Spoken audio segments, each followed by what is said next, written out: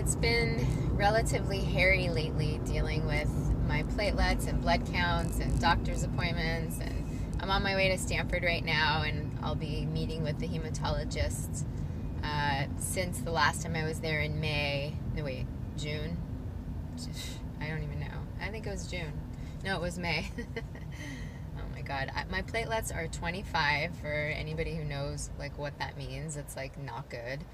The range is 150 to 450 or something like that. Yeah, 150 to 450. So they were 68 last week and they're 25 this week, and who knows what they are today. They were 25 yesterday. So hopefully I just, don't like pass out or anything. I mean, that sounds so dramatic, but I am trying to be careful. But I did a CT scan yesterday. Oh, this is shaky. Oh well. I did a CT scan yesterday, and I do have blood in my phlegm, and I don't know what's up with that.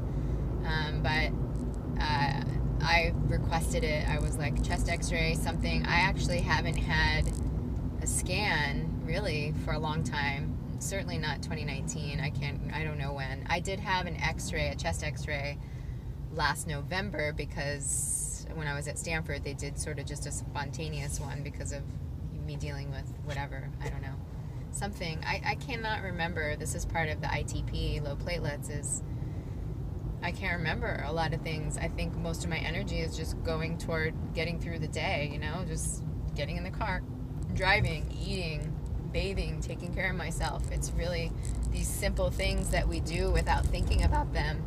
I have to that's like most of my energy is going toward those things. I don't have a lot of excess for things beyond that. So I waited in the hospital yesterday and had the CT scan, and they used contrast. They used ISOView, which was really weird. They said it'll feel like you just peed your pants and it'll be warm all over, and they were exactly right. It did feel like that. It's very strange. I think before I did gadolinium. I always say gadolinium, but I think it's called gadolinium. And so this was not that, because the gadolinium has to stay, you have to sit there for like 45 minutes while it gets into you, and this stuff was just immediate. The whole CT scan was like 3 minutes, 4 minutes. Oh boy, here we go with the giant trucks. It's this really short merge and this way of getting onto the 80, and there's always like giant ass trucks coming from Reno that will crush you if you're not paying attention. So I waited around, and they told me I didn't have any blood clots, and obviously that's the most immediate threat. Had I a blood clot, then they would have had to admit me to surgery or something. But I got that information, and then I just got a call from the doctor's office that there's no blood clot, there's no infection, and there's no cancer. And I'm so relieved. I really have felt worried. So basically, I felt worried this whole time, and I still don't know why I'm having blood in my phlegm. It feels like there is an infection, but we'll see what they say. But having not had a scan for so long, okay, this is like really loud. I feel like I'm yelling. I'm yelling. Having not had a scan for so long, it's like, okay, but I can't do that either. I've been worried, obviously, or understandably, I should say. So they did like my whole heart and chest area, and then they did down to my liver, and I don't know if they did my spleen as well. The spleen is really vital in the whole platelets thing. So, but this is like, I think I'm just in disbelief or something right now. Like, oh my God, I'm so ecstatic. I'm so happy. This is amazing. So it'd be nice to just get my energy back up, but not having cancer is like, if you have cancer or had cancer, you know how relieving that is. It's amazing. And I told him about like having my abdomen and stuff, like a CT, they call it eyes to thighs. And he said, you don't need to do that because that's not where breast cancer goes. So yeah, that means my lungs too. Yeah, I've been worried about my lungs because I can't take a deep breath. So no need to worry. I feel happy. Maybe I'll celebrate. I don't know what that means, but yeah, yay. let's see, I know my last video was about ITP, but I don't remember exactly what I said or where I was at, but I ended up, let's see, my platelets, okay, all right, I went to Stanford on Tuesday, today's Friday, and I met with their hematologist, and he basically gave me a few options. One of them was removal of the spleen, and another was a type of drug, and another was another type of drug. As if I remember correctly, one of the drugs I could take for the rest of my life. One of the other drug is like, I think an infusion, an IV infusion that I could get that sometimes cures. I need to listen to my audio of him again because he said so much, you know. This is like a professional who all they do is do this all day, and he's just like rattling it all off, and I'm like out of it, totally lethargic and stuff. And they say that lethargy is not associated with ITP, and I'm like, how could it not be? I've read online that it is, so I don't really know how that works, but anyway, okay, so he basically gave me some options, and my platelets were like, they went from like 60 to, they were like 20 something. Not good. So, but I wasn't going to stay there and have an infusion. You know, it's really far. It's 160 miles or something from my house, from where I live to Stanford, something like that. Yeah. So I came back. I actually text with my doctor up here, my medical oncologist, which is pretty amazing to me. I mean, I guess that's one of the benefits of living in a small town.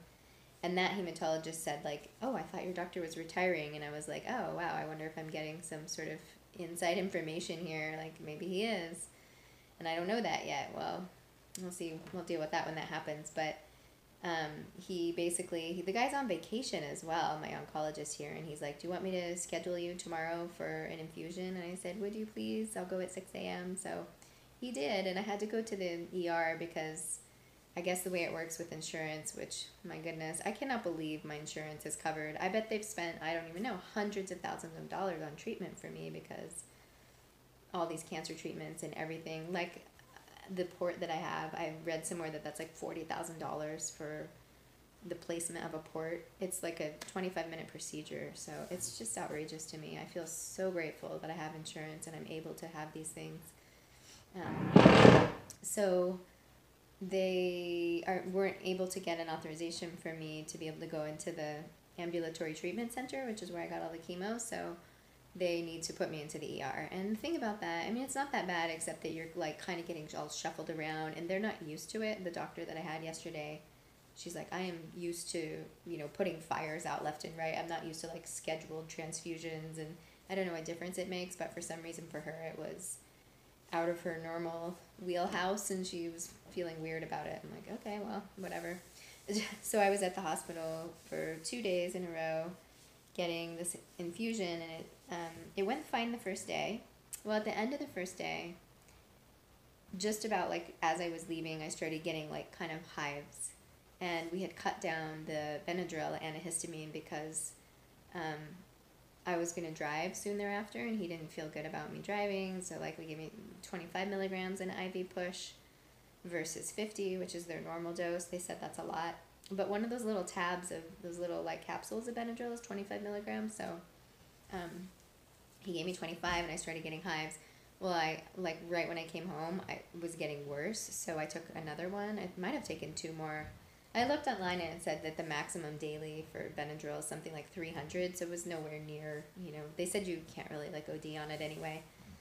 So that got rid of the hives, thankfully, because it was just kind of everywhere. It was on my eyes. It was outrageous. But that was at the end, and I thought, okay, well, they didn't give me the Benadryl, and there were no other side effects. And then the next day I went, and they did like the same exact thing. And did they give me Benadryl? They gave me the full Benadryl, but they did an IV drip instead of an IV push, and that was fine.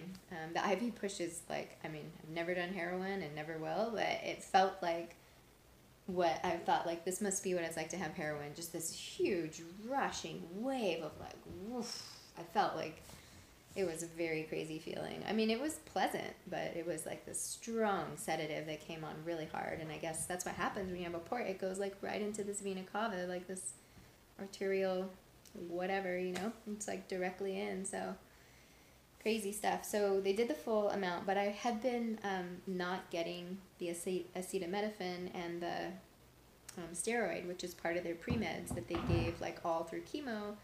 I didn't really have a problem that I knew of with those things. You know, they helped like prevent nausea and vomiting, and I didn't have any nausea and vomiting. I've had some nausea a little bit, but I didn't have vomiting, and I did have diarrhea. But I didn't have much nausea and I didn't have any vomiting, so I figured like those pre-meds really helped. So yeah, I was there and they didn't give me, again, the acetaminophen. At my request, I told them that that lowers platelets, and they were like, you know, okay, which I find it a little bit odd that they like just listened to me about it, but I mean, I'm happy because I'm like, don't give me that, I don't want it, and not giving me the steroids. But they wanted to keep me a little bit longer because the day before I had the hives, so I stayed for another half hour and it just seemed fine, you know. I didn't feel though like this sort of like boost of energy which I had felt when I got the IVIG the first time. So it was a little I don't know, I was like, I wonder if it's doing anything. And the doctor, one of the nurses, was like, I don't think you'd necessarily feel like a big boost of feeling good. And I'm like, I did the first time, so I don't know. I feel like there's so much conflicting information out there about things. So then it was fine. I came home, headache and fever started. And then I'm like looking up online, trying to find like, okay, IVIG side effects, you know, post-treatment, like what I should be looking for. And I found some good resources. And it's crazy they let you leave the hospital without like giving you information. I mean, I don't really get it. They didn't say like, hey, if you get a temperature of 101, you should come back. They just, you know, it's basically the thing that they definitely do say is like anaphylaxis, like not being able to breathe. Definitely, obviously, that's a 911 situation. You got to come back. But short of that, I'm kind of like, is this okay? Am I having a bad reaction? So I feel like I'm always troubleshooting on my phone, which thank God, you know, for Google. But anyway, so I ended up like, it was getting worse.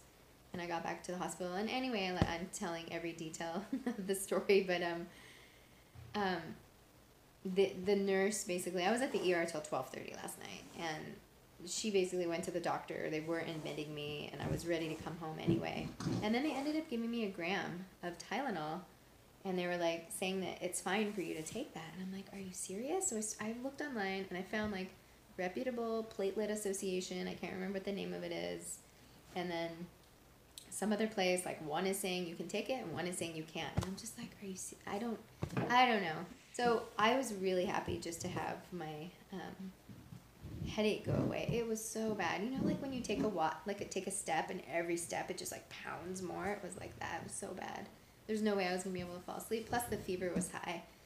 The Tylenol eventually took it down. I'm like, well, if I can just take Tylenol and there's no threat here, then I'm just gonna go home. But it's a little troubling. I mean, I guess it worked. We'll see what my platelets are tomorrow. I go for an EKG today. I'm just like every day I've got doctor's appointments. EKG today.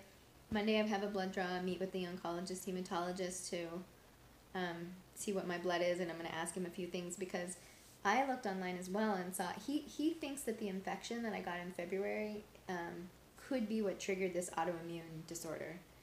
And I think that I've had funky blood for a long time because I had like really heavy menstrual bleeding. Not every time, but most of the time.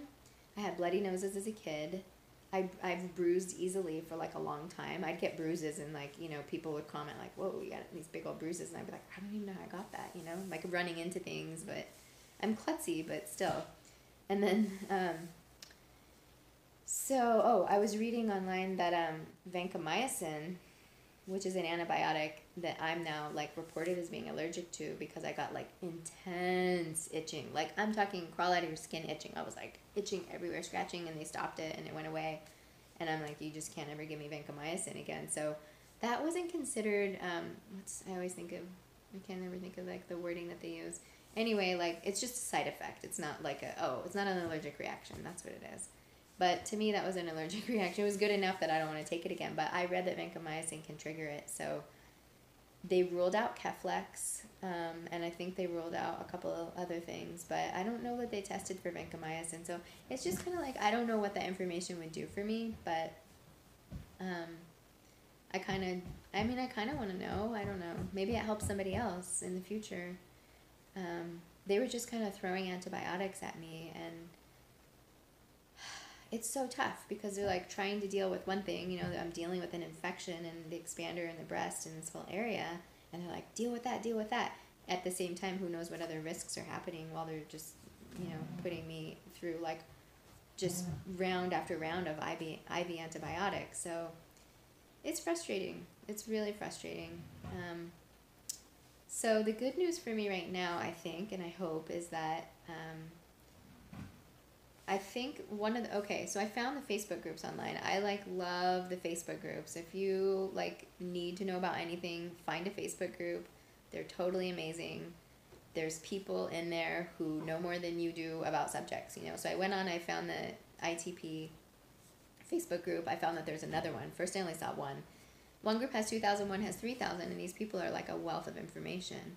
So I was looking through one of them, and they were saying that I think one of them's called Rituxan or something like that, and a bunch of people were saying they didn't have side effects and that the ITP went into remission. So I guess it's a little bit like cancer, perhaps, in that it can go into remission and then it can just like come back later. Maybe that's how autoimmune disorders work. I don't really know anything about them. So they basically took this drug, it went into remission, and that's one of the hopes of taking the drug, is that you no longer have low platelets, so you're no longer like at risk for bleeding, severe excessive bleeding. And that's really, as far as I can tell, like the biggest problem with the low platelets. Like if it gets down to really, really low, like under 10, I think people can have, they've told me, spontaneous bleeding. And if you get that in your head, it's a huge problem. Like if you banged your head or bumped your head. Also, I'm going to have like 2 more surgeries coming up, so they're going to have to make sure my platelets are good, because I've had 2 hematomas, like both times I've had a hematoma, so I'm not really getting how that fits in. And kind of have to like look at it a little bit more. So, lost my train of thought. Yeah, I think I lost something I was going for there, but yeah, so I feel actually pretty good. I'm not getting my spleen removed. Do you know that like some people, first of all, have gotten misdiagnosed, and then they've gotten their spleen taken out, and it's just like, oh my god, sorry, you don't have ITP and we took your spleen out? I mean, that would be pretty upsetting, I would say. Because I think ITP and lupus can be kind of similar from what I can tell. And then like 2/3 of people who get their spleen removed with ITP, it works for. And then that poor 1/3 needs to like then do one of these other drugs. So that's like crazy.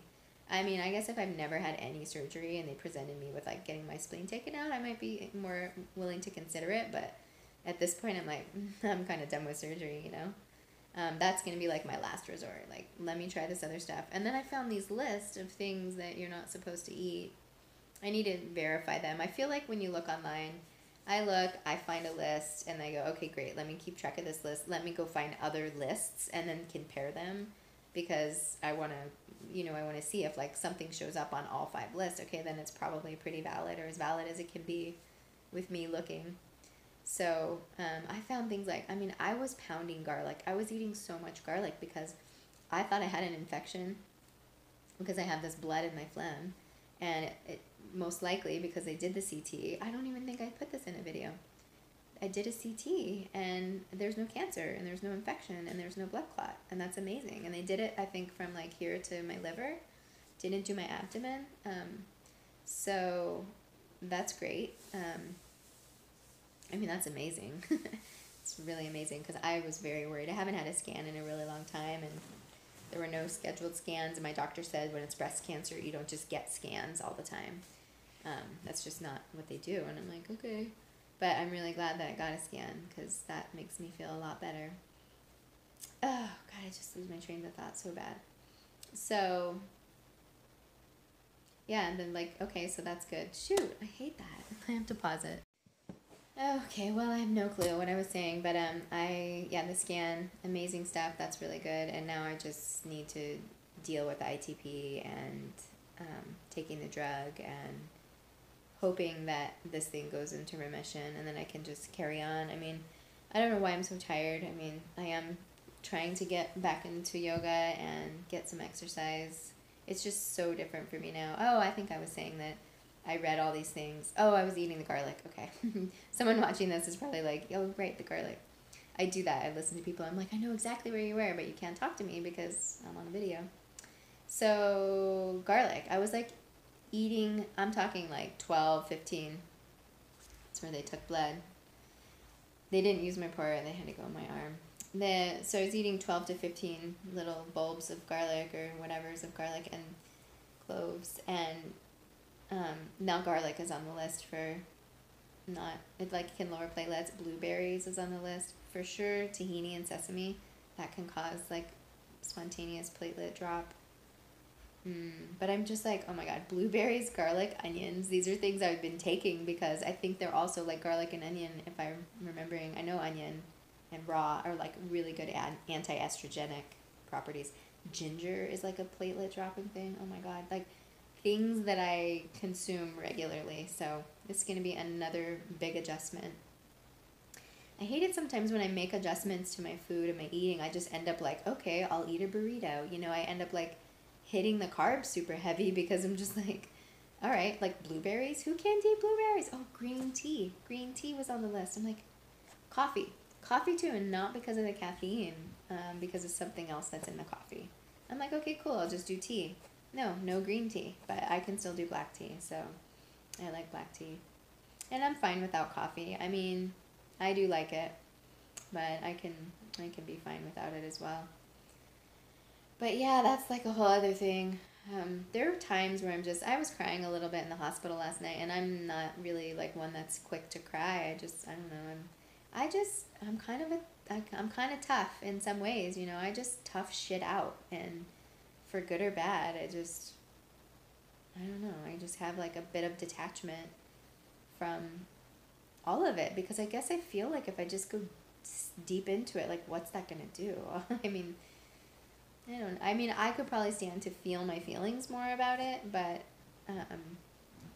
and in times I do. Sometimes I just get like, I just buckle. And that happened last night. I mean, I was exhausted. My head was hurting. I'm sitting in the ER and I just started weeping.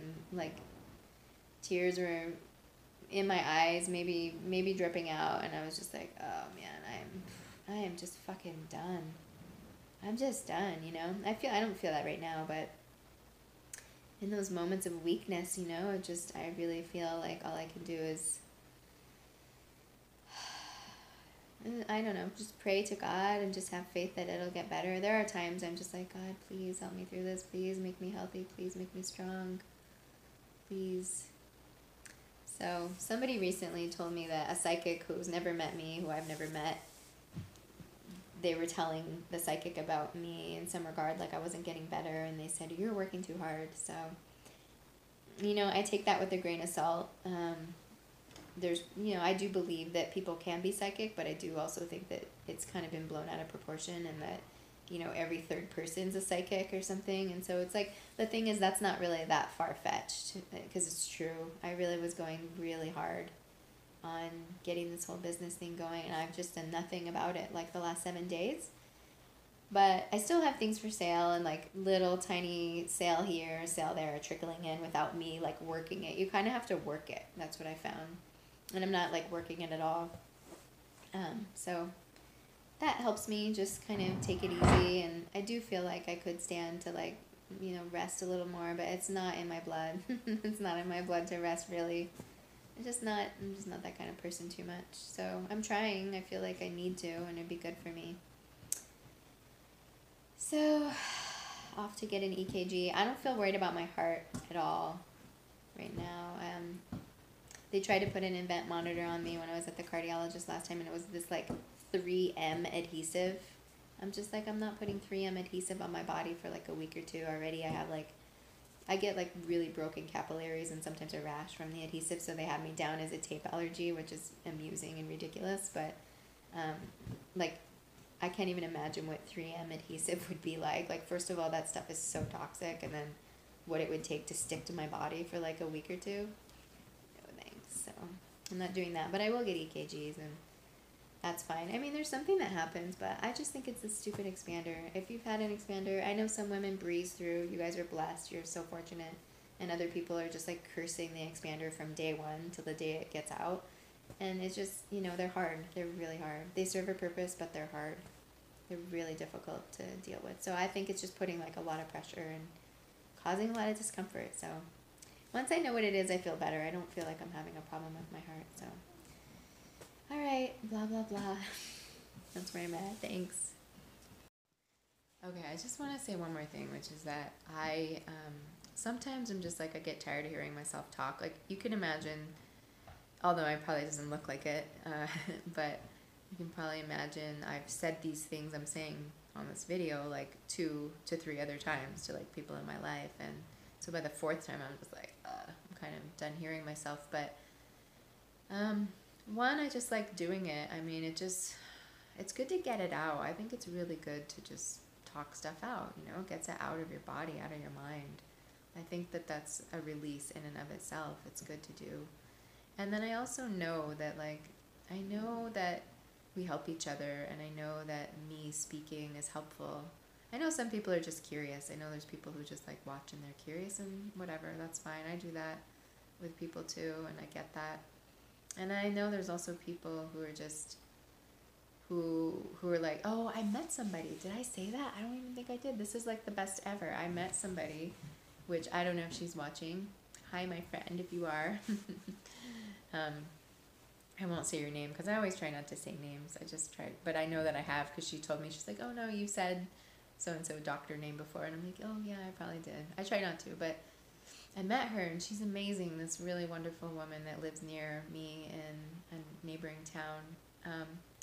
And we actually like we both go to Stanford, and we had one of the same surgeons. We had the same mastectomy surgeon, but she was going to Carson City to the doctor that I went to there, and she actually didn't go through with treatments from him because of one of my videos. And I was like, I really think you saved yourself. I mean, people have to make their minds up for themselves, obviously, but I just feel like I threw thousands of dollars down the drain with that guy. Like, he just did not know what he was doing as far as I'm concerned. He's like, oh yeah, let's just try it, you know?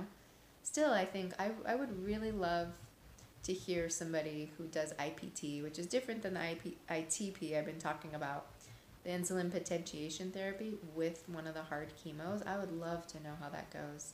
They just do a fraction of it. But he was doing it with Herceptin, and Herceptin is just like nothing. Monoclonal antibody, like this tiny little thing that like many women don't even have side effects from. It's not a big deal. It's not a big deal like chemo, and he was doing that with IPT for thousands of dollars. I'm just like, oh, I wish I knew that, but I didn't. So basically, it saved her, and I know because I've been that person. I've watched someone's video, and I've been like, oh my god, I'm so glad I learned that. I'm so glad I heard that. So I know that there's like a lot of reasons why we watch videos, or why we even do videos. You know, there's so much vanity and narcissism, and I definitely have that in me as well to some degree, and I think it's hard to escape that living in this day and age. But I also just, you know, for the most part, I don't really feel afraid to share myself and say what I'm going through. I don't think I have anything to hide, and I appreciate when people are real and vulnerable too. So, and I know it helps people, and that's really like one of the other points of doing it. So I just wanted to say that, and I just was really happy to meet that friend. She's darling. She really helped me. She was saying I should get another opinion with one of the plastic surgeons. I think it's really good. It's a really good idea. I do like my guy a lot. I think he's great, but, you know, I don't know. At the same time, he's young. He's definitely young, and maybe that has its pluses and minuses. I mean, maybe they're more hungry in a way, and they're not like all burnt out 30-year veteran surgeon or something. I don't really know. Everything has its pluses and minuses, but I appreciated that. I really loved her vivacious and vibrant energy, and just focus on being so positive, and it's really nice. It's nice because I like to think I'm more of a voice of reason. It's not that I'm anti-positive. It's just that I like being a little bit more middle of the road when I can. Like, okay, well, what are the pluses? What are the minuses? And trying to be more rational about stuff. And she's definitely more of an intuitive person. I think the world needs all people, you know, needs both types and other types as well. So it's not that we should be one way or the other. So she's great, and that was wonderful. And yeah, I wanted to share that too.